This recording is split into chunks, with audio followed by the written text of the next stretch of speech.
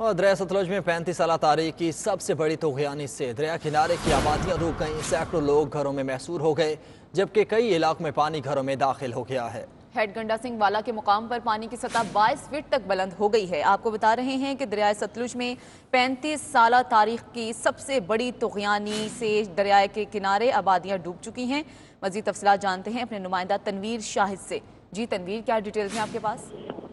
जी बिल्कुल, जो है वो इस वक्त दरिया सतलुज जो है वो बिखरा हुआ है। भारत की तरफ से जो है वो हरीके हेड से मजीद जो है वो 2,61,000 क्यूसिक का और फिरोज वाला हेड से 2,40,000 क्यूसिक का जो है वो पानी छोड़ दिया गया है, जिससे जो है वो अगले 5 घंटों में मजीद जो है वो तबाही आएगी। इस वक्त जो है वो कमालपुरा, अजीजपुरा, बिकी विंडर, चंदा सिंह व दीगर इलाके जो है वो कालूवाड़ा जो है वो मुकम्मल तौर पर जो है वो उनमें दहातों में पानी जो है वो दाखिल हो चुका है। कई दहात जो है वो कालूवाड़ा जैसे दहात है डूब चुके हैं, उनमें कई फीट जो है वो पानी है। लोगों को शदीद मुश्किलात का सामना है।